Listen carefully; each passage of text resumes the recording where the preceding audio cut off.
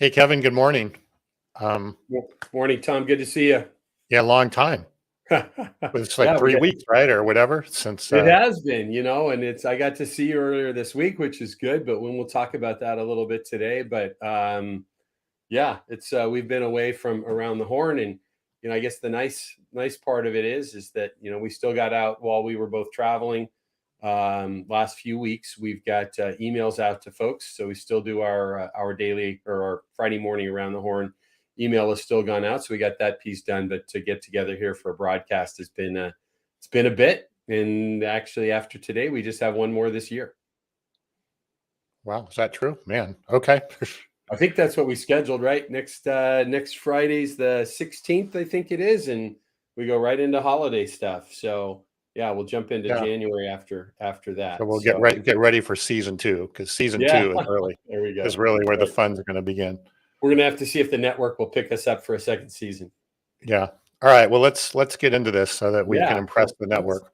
Let's do, before we do that though, Tom, let's just chat kind of a minute about where we've been in the last Sure. couple of weeks. And I think there's some people here today that had scheduled to be here, and I still kind of laugh. I see this small amount of people that like have clicked the attending button on LinkedIn, and then we're just at this show this week and probably met 30 to 50 people that are like, yeah, I come and check this out, either by reading the email, watching the replay, or coming in live, but not actually clicking the attending button. So it's always interesting to see that the audience is a lot bigger than you think it is when you start meeting people at events. So let's see, we went week before last. You were out visiting a new LeadSmart client in Atlanta, and the only reason I mention that is that it's kind of something unique for us, right? And we're going to talk about some of our versions of products later in the broadcast today, because of the a new launch of a new product for us. But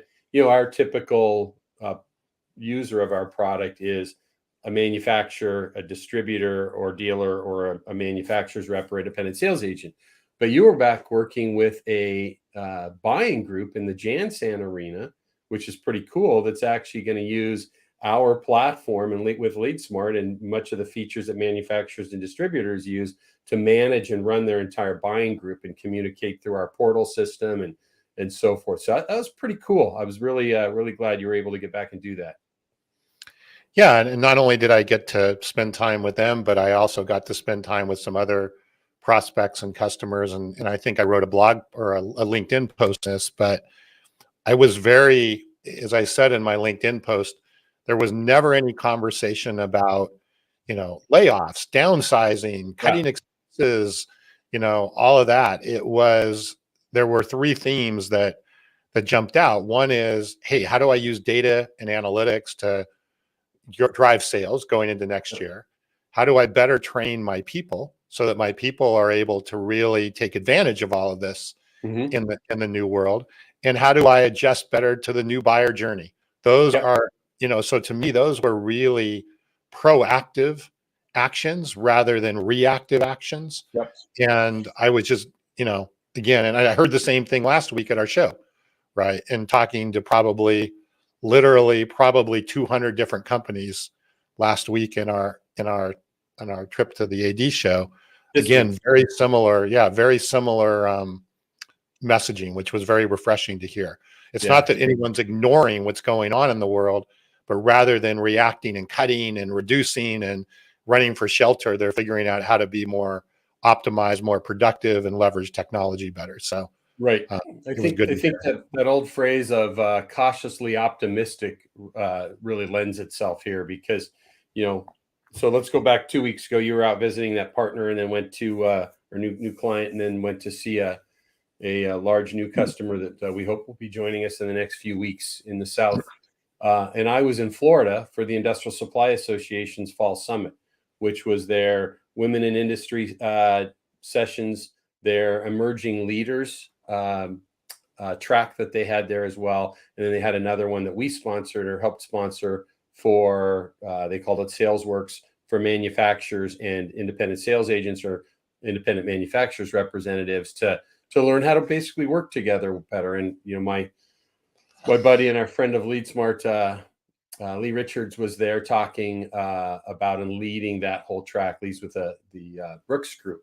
And so he did a really nice job of things as well with that. So great show, great event. Heard much of the same thing you're talking about, right? Is no big layoffs, watching closely, paying attention, but investing in their business and looking at new ways to get deeper customer information to service them better, which means if they gain the growth that's available to them from even existing customers, things will be fine for them. So that was last week where I was, Industrial Supply Association. You were out seeing customers, which is kind of funny, right? Because we swapped roles for a week there. You were out seeing customers and you were on the technology side of our company, but it's great to have you out and get in the feel of the customer and listening to, what's going on. And then this week we were in San Diego, which is easy for us, right? I'm only 70 miles north of there and you're a couple hundred miles north of there. And so we were able to be down with our friends at Affiliated Distributors for their e-com and marketing summit, which was just a great event. Same kind of messaging, really positive people looking for ways to serve their customers better and grow their businesses, which is no better opportunity than for us is to meet and talk to people like that. So what I'm happy about, I got to show you something kind of funny here, is this is, it's hard to get to. I was going to bring this over, but I've got about 15 of these things hanging from all the different events. I keep them on a lamp behind me. And I was just looking and saying, man, it has been a busy year getting back to travel. So I keep kind of always throughout my career, I've kept those trade show and event lanyards to kind of look back at the year. I'm going to do a LinkedIn post about that here shortly as well. So busy year. The fourth quarter has just been a whirlwind, but good stuff. And we're looking forward to next year. So why don't we dive in now that we kind of talked about where we've been and what we've been working on? The first thing in there, and by the way, if you're here with us, whether you're watching live on YouTube Live, Facebook Live, or LinkedIn, and or watching the recording, if you don't get this email, just send us a note.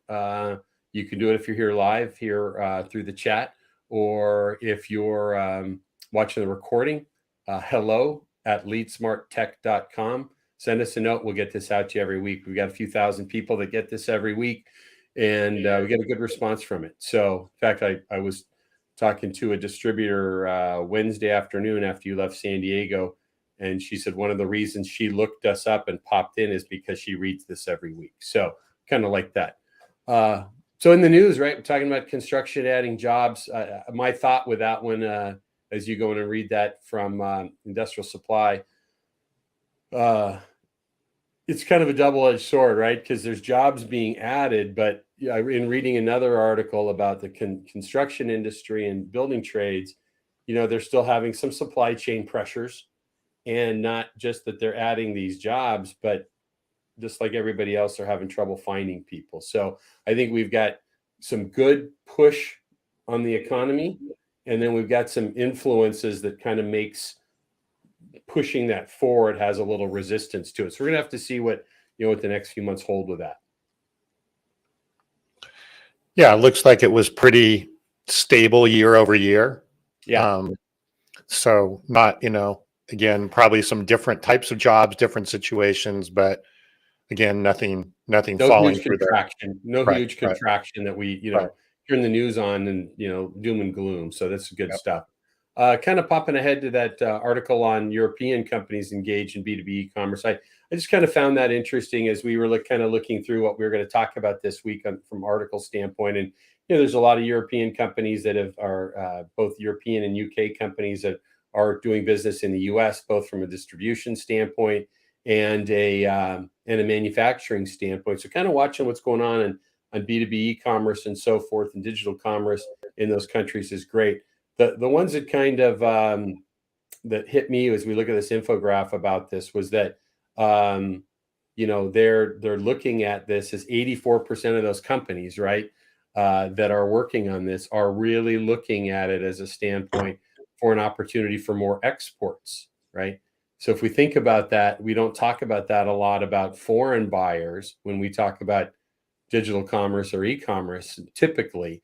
And I thought that was a really interesting statistic about them looking at to the old saying from, it's a Friedman that wrote the book, The World is Flat. we're in this place now where it's a lot easier to grow and do business other places. Yeah, that's interesting about the export aspect of things. Mm-hmm. I don't know what kind of logistics that you can run into with that shipping and time frames and all of that kind of stuff. But obviously, depending upon the product, I think that's a real interesting way for companies to reach. A lot of companies want to get into the U.S., right? We've worked with Mm-hmm. companies in Australia and Europe that have tried to break into the U.S. This is certainly an interesting way to Yep. do that. Well, I think if my assumption would be that what they're looking at with that even is it can be a strategy to seed a new market, right? That's what I mean. Yeah. Yeah. So I think from you look at it from a North American standpoint, if a U.S. company is looking to tiptoe their way into Canada or Latin America, or Canadian company looking at tiptoeing into the U.S., what a great way to do that is through digital commerce, as opposed to hiring a lot of people and putting boots on the street and large warehouses or whatever it might be. So I think we're going to start hearing and seeing a lot more about that as kind of time goes on with that. So. Yeah, and I think going back to our marketplace conversation a few weeks back with Brian Mm-hmm. Beck, again, I'm just thinking aloud here. It would be an interesting, if I was a European company, a nice 1-2 punch might be, building my own e-commerce, using that, doing some marketing in the U.S., but then combining that with Amazon or other marketplaces, as you said, sort of a beachhead way to go into an area, start to get a feel. It's very low, a relatively low risk way of testing the market. And then if you're starting to get traction, then you can look at other, ways outside of digital to go in there. But it's certainly a good way to test the market, test your product, see what kind of feedback you're getting, and so forth. Yep. It's astounding to me as we looked at this, though, that of that, 25% of the companies that were, surveyed in this were getting, 80% of their revenues were coming from digital commerce or e-commerce, which is pretty cool to see.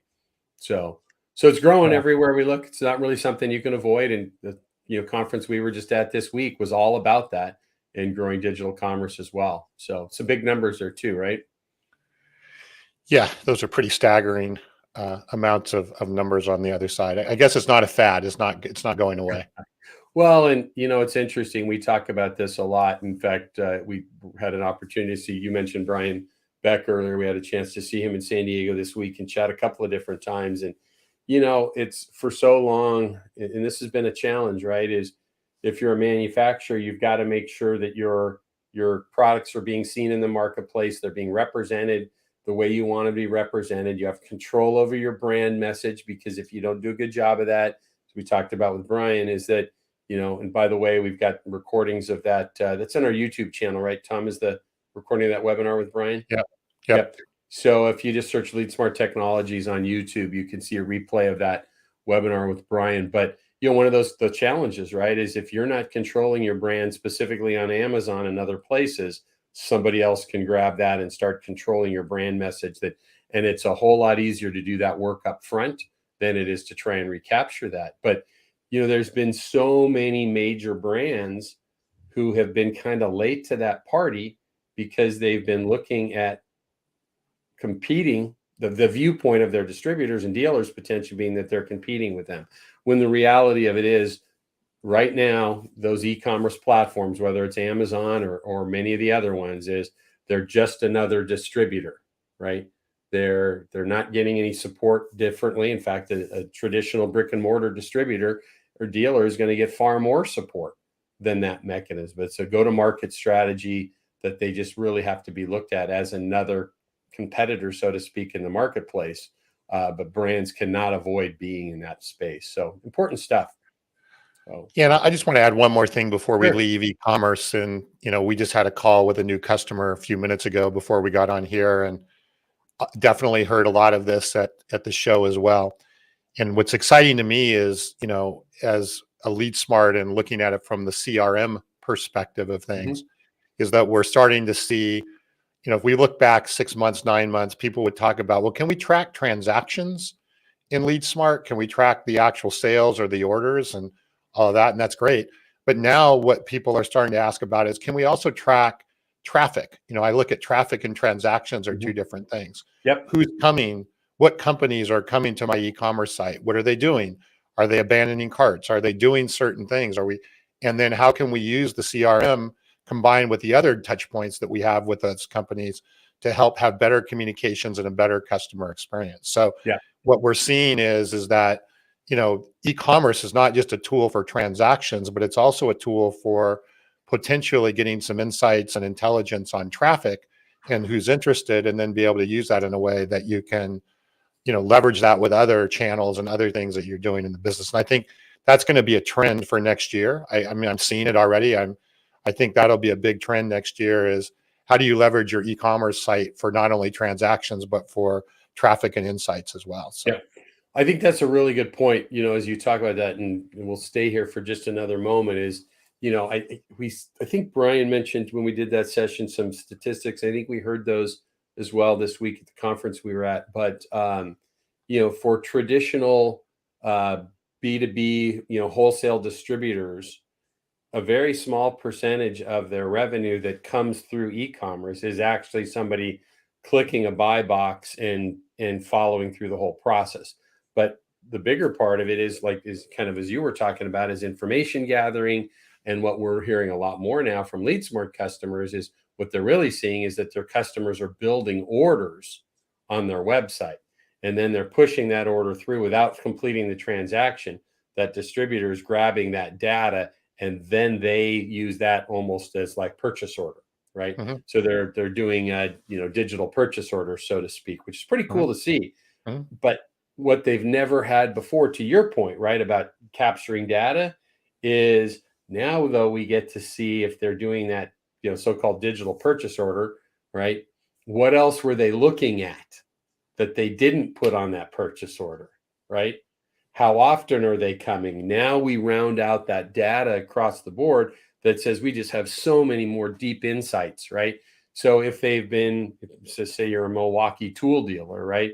And they're looking at Milwaukee stuff, but you're noticing that they secondarily sell DeWalt or Rigid or some other tool area, and you've got a little bit of that, and they're spending a lot of time over there. You have to start thinking about, if I'm not getting those orders, who is, right? And there's an opportunity for growth for a salesperson to take that data. So such good information.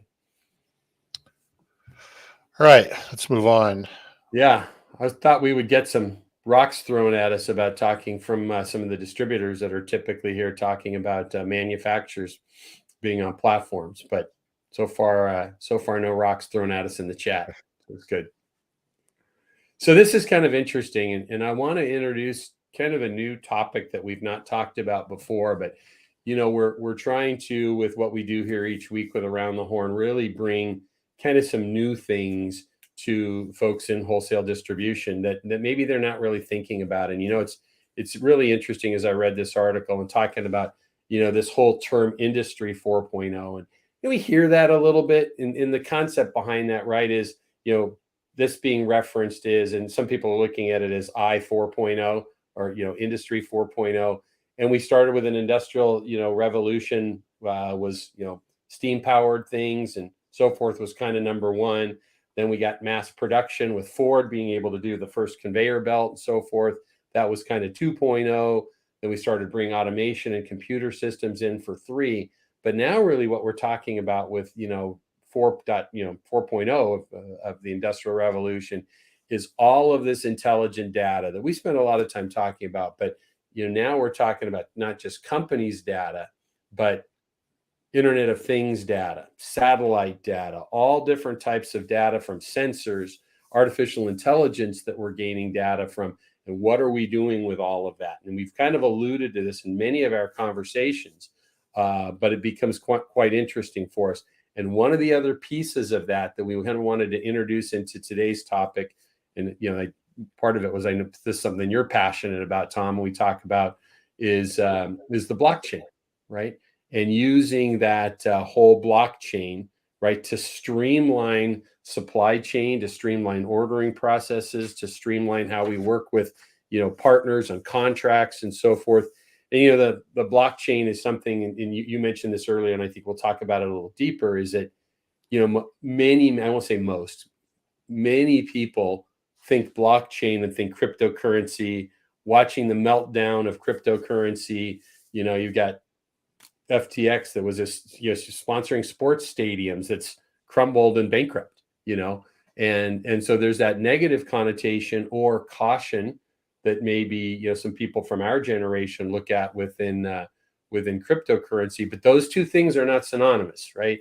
That blockchain is something that enables cryptocurrency. So I wanted to kind of get this conversation started about this idea behind the blockchain and its applications and implications in wholesale distribution. Yeah. So, and certainly we'll just touch on a couple things today. And I believe, I don't think that next year, 2023 is going to be the year of the blockchain, but I think it's going to be a paving stone to 2024 and 25 being the years of the blockchain. And really, people ask me all the time, what is the blockchain? The simple way to think of it is decentralized computing. And what I mean by that is, sorry?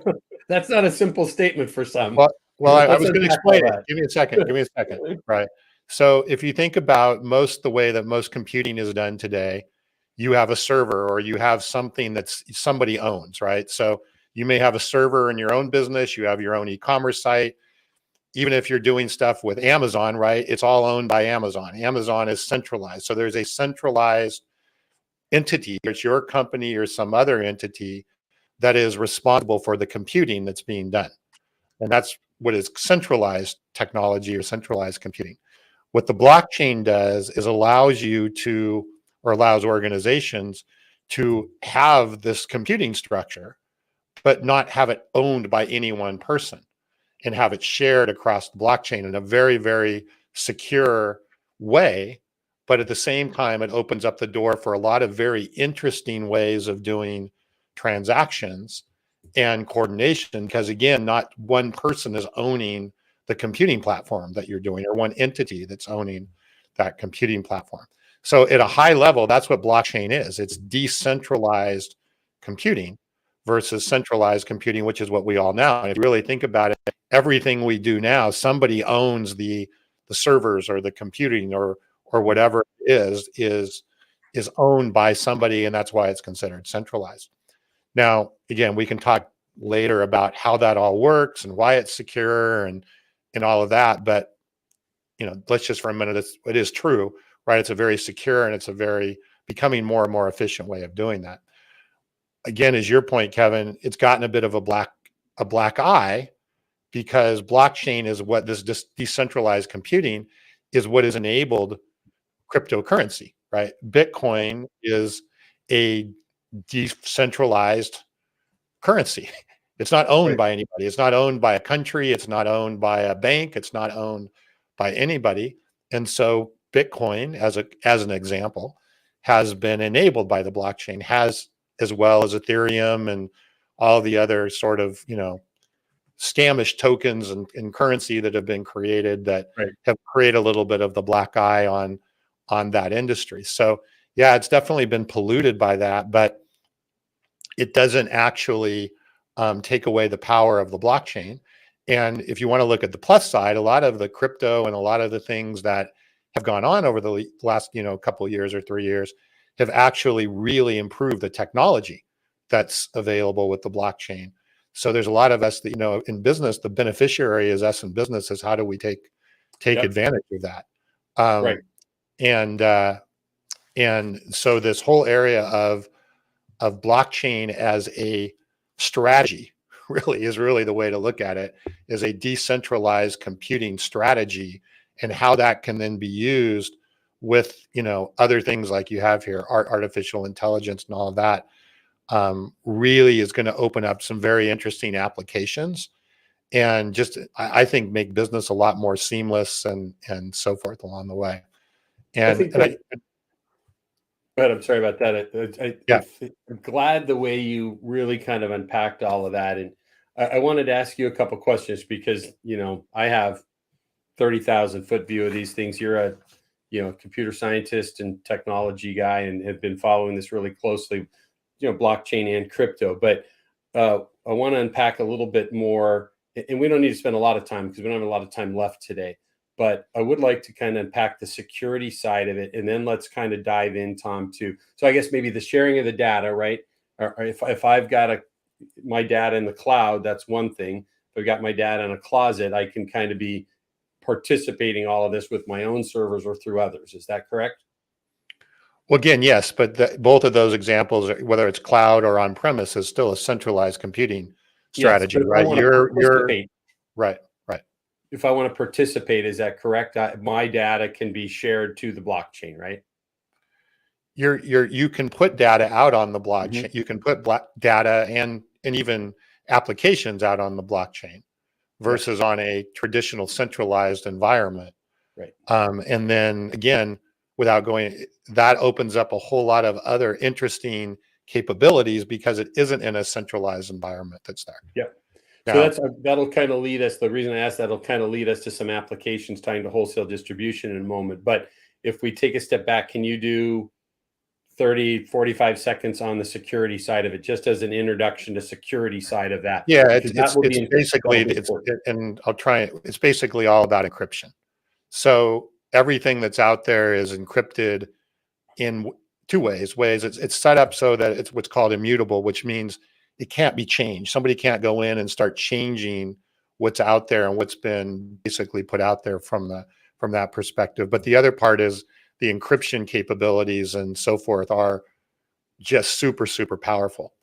So you have a lot of opportunity to, again, even though you may think that you're exposing yourself through the use of encryption and through other things, you Yep. can definitely protect all of that, but still make it accessible, right? Which is what you want to do to your right partners and your right people.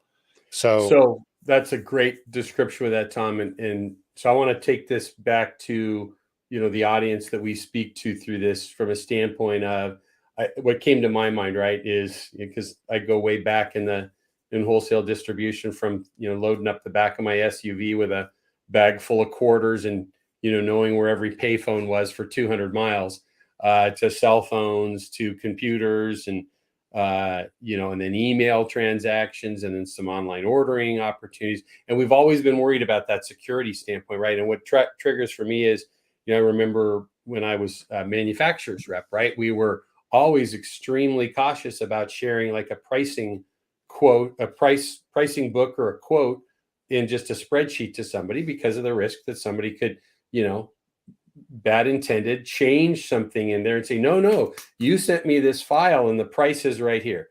Yep. So we got PDFs, right? And we started taking an Excel document and putting it into a PDF. And this is just exponentially that next level, right? Of going from putting an Excel spreadsheet into a PDF that has pricing in it to now we can push that out to, countless numbers of people through a controlled setting that gets powered by a group, but the security is deeper than anything we've seen. Is that a reasonable comparison? I mean, I think you're on the right track, right? Yeah. You're on the right track for sure. And then I think if you extend that one step further, you have the ability through, again, technology and programming to bring all of that into action. And I'll give you an example let's say you have a contract that has rebates or discount levels or something like that, and you put that contract out on the blockchain.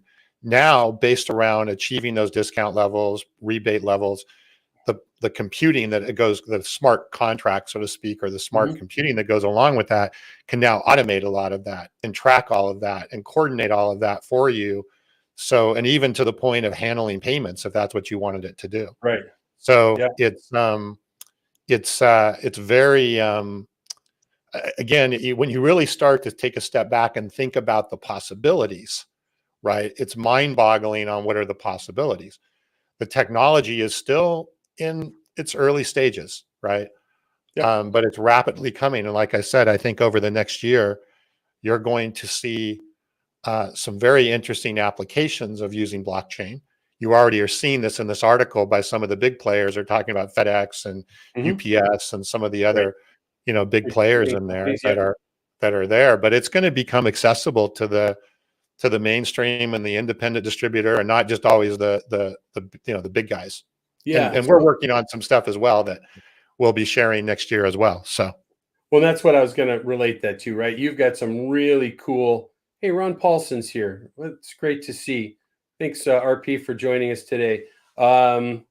So we'll talk about AI a little bit. We've done that in the past, RP. We'll do a little bit. We can chat briefly about that before we leave today. We do that pretty regularly. And RP, you and I are due for a phone call. It's been way too long, or some pancakes as well. well, and I'm also excited to see Dirk here as well. Yeah, Dirk's here. Who gave an amazing presentation at the AD conference we were just at about this topic, right? About being digitally enabled and innovating and all of that kind of stuff. And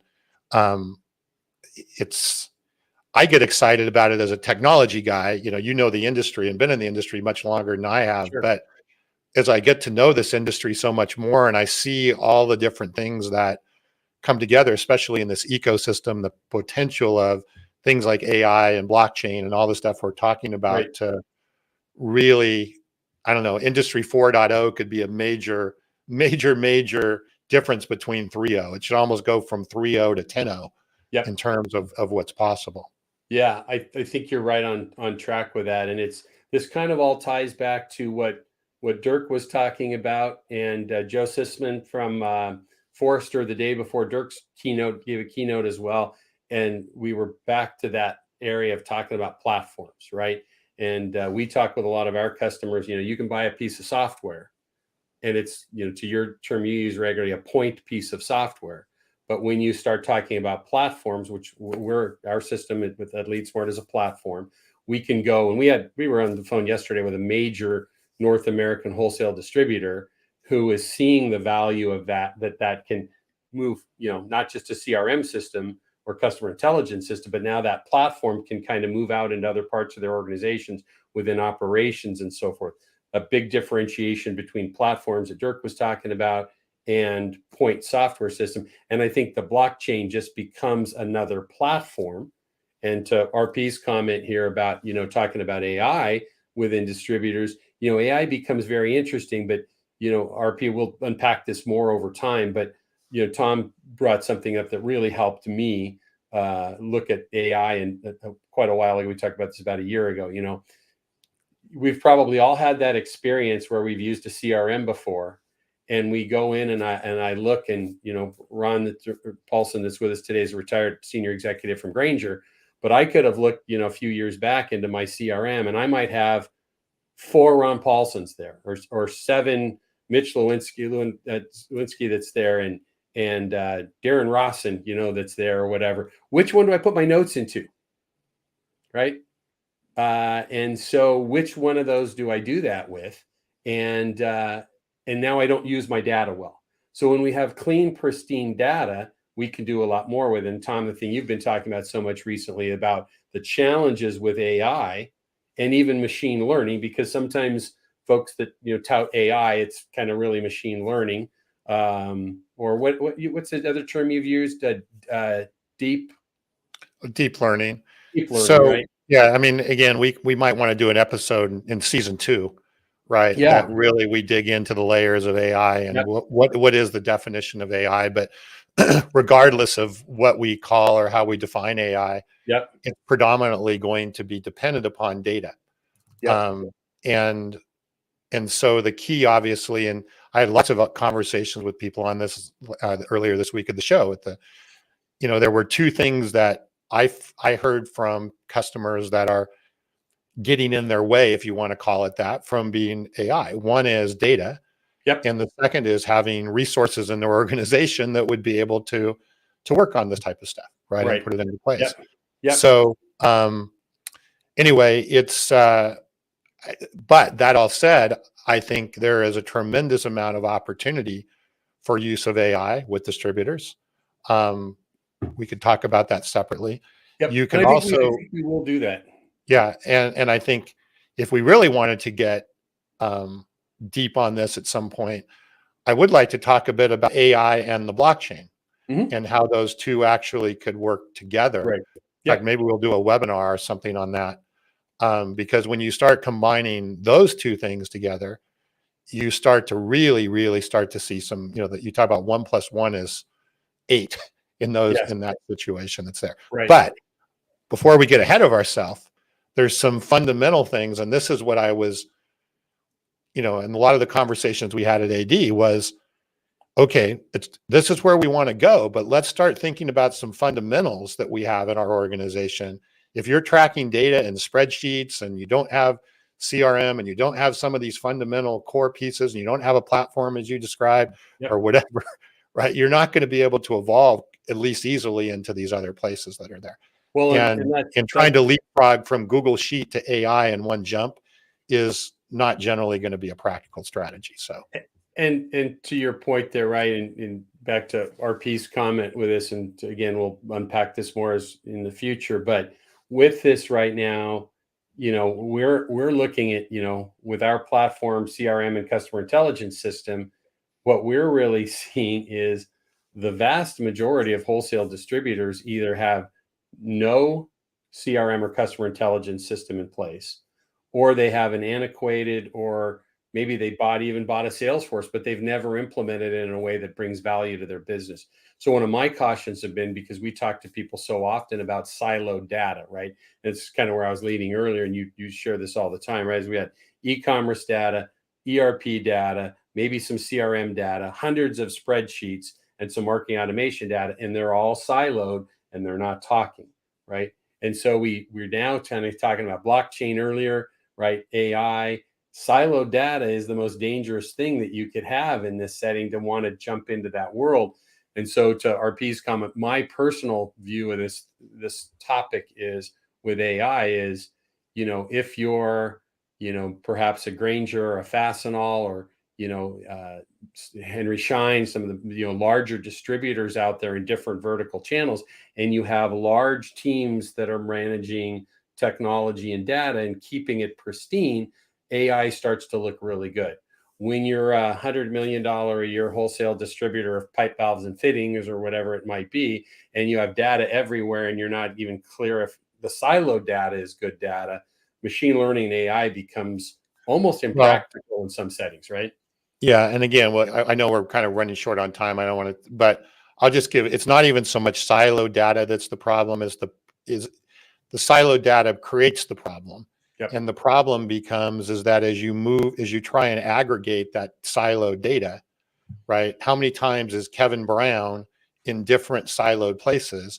And how do I know that Kevin Brown is the same guy? Right. Which he may not be. The world doesn't need more than one. Right. Well, there's probably is more than one, I would bet. So you not only have to understand how you deal with the siloed data, but how you take that data and get it cleaned up, for non-techie word, cleaned up in a way that that Kevin Brown from data source 1 and Kevin Brown from data source 2 is in fact the same person, or they're not the same person, or the same company. And so there's a lot of that kind of work that has to go on to make sure that. But if you get that foundation in place, now you have, which is a lot of work we tend to try and do with customers. And so anyway, it's and Dirk just resonated with that, right? So no, and I heard this over and over, right? Is there's the reason that CRM sometimes can become a 4-letter word, and we've run into this before, is because they didn't really. It was not so much the product; it was the process of the implementation that went about it on the whole thing. And Dirk, you even talked about this in your presentation, right? If you're going to use CRM as a tool to be a police force or Big Brother or that kind of stuff in your organization, chances are you're starting behind. You're starting behind before you even start. That's right. But if you're looking at CRM as a way to, I believe the word you word was humanize, and build that relationship with your customer, increase the customer experience, drive sales, help the sales team, again, make it something that's a tool to enable versus a tool to police or go over. With that mindset, then you have a good opportunity to move forward. And I frankly, we won't move forward with our customers without that mindset, because if the mindset is all about Big Brother, we know we're screwed right from the get-go. So yeah, Dirk, a lot of those have come from just the wrong approach, the wrong mindset, and then they abort, and then it becomes, and you hear this all the time about what didn't work, right? CRM didn't work, or this didn't work. It wasn't that CRM didn't work, is that the way you went about it didn't work. And we're really, anyway, don't get me on my yeah, we could go on for days about this, but that's a great comment. I think we need to get Dirk to join us as we go into the new year and kind of unpack some of these things a little bit more, which would be good. Let's jump to the news. And RP, if you're still here, we're going to unpack this more. Hopefully you can join us again in the future. Send us even some topics and ideas about what you'd really like to see discussed with us, but we'll talk about it more. Obviously, you can see it's something we're passionate about, because our view of things is within our company and our platform is we want to be centered and focused on the customer. And if we can get more customer intelligence, a salesperson, regardless of the method, right? Whether it's within organizational's data, it's using AI, it's using other tools, and we're going to grow, and our organizations are going to see whether it's blockchain or AI over time, that the focus needs to continue on that. I like to, use the term the H to H, right? Human to human piece of it, where we're trying to really help wholesale distributors get a better view of what's happening at the customer. When we're able to get a better view of what the customer's doing, what their needs are, what they're looking for, where they're looking to buy, what have they purchased, what are we missing with them, then the salesperson gets a better view of their customer. The customer then in turn buys more. Salesperson makes more. We never have an adoption issue with technology. And, something that some of the researchers, folks have done some recent research on this. Mike Marks and the distribution strategy folks had this conversation after a survey they recently did. Ian Heller and Jonathan Bain did this, was that if you get enough data going to the salesperson, the executive management team, who the typically somebody would think is just trying to police the sales team, they get more data than they would have ever hoped for. Focus on the customer, people will adopt it. Management gets more than they would have ever hoped for. So, which is a mindset shift. Yep. Exactly. We're over time. Let's jump to some quick news. We try and talk a little bit each week about some of the acquisitions. There was 4 or 5 this week. Blackhawk Industrial did another acquisition. Ferguson did another one. And so we try and talk each week about the positives that are going on in the marketplace and versus all of the negative that we hear on the news. So it's a good piece that goes with that. I think we have this question that came up earlier. It says LinkedIn user. I think that's Mitch Lewandowski, our good friend, and that might have asked that. I'm not positive, but we launched last week at the Industrial Supply Association's Fall Summit, and we helped the sponsors I mentioned earlier in the show today. Their what they call their SalesWorks track, which is manufacturers and manufacturers reps having an opportunity to come together, learn how to do account planning and so forth. So the question was, what are the big issues and what are the features? We do a lot of work within the apps that we have built into our technology that is about account planning.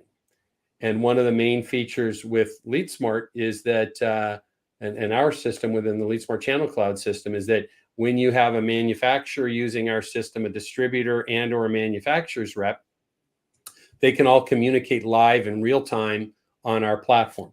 If any of those customers are using the Salesforce platform as well, we can move data that way. And then we've developed this unique partner portal that's external for these communications. And what manufacturers reps are really looking for is this way to be able to understand the customer better. When you have 5, 10, 15, 30, manufacturers they might represent, they've got to understand what's going on with each one of them at the customer level and how it relates. And that's a challenge. I think some of you might know I was a manufacturer's rep for 10 years. So from that standpoint, we've built that into, Tom and his team have built that into those tools so that we can get a great view of what's going on with the customer. So we launched that last week. We've got a handful of rep agencies on it already that are doing well. So it's good stuff. Yeah. And the one thing that's different to rep agency, right, is they're literally the middleman. And so we have to, in our system, make sure that we're dealing with the full ecosystem of how they're working with suppliers as well as how they're putting there as well. So looks like great. Might have been Brendan asking from ISA that question. Thanks, Brendan. All right. Well, I know people are probably having to jump off. Let's wrap up here. We said next week we're wrapping up season 1 and we're going to have a special guest, right? We do. I'm really excited about this. Jennifer from Net Plus Alliance is joining us, the president there, and I'm extremely excited to have her with us. Some people that may know her. She's just, not only does she run a great organization, but she's a great human being, and she's extremely insightful into wholesale distribution and gets this view from all of their members that are going to be great. So we're really looking forward to having Jennifer with us. That's going to close out the year for us as well. So if the network picks us up again, so to speak, then we'll be back next year and doing this again. It all depends upon that contract, right? So very good. That's funny. Yep. If we could just make some of those TV folks' salaries, it'd be fantastic. But really appreciate the engagement from the folks that were with us today. And we're going to wish everybody just a fantastic weekend. Be safe, do good things, and be kind. Yep. We'll see you next week. Thanks.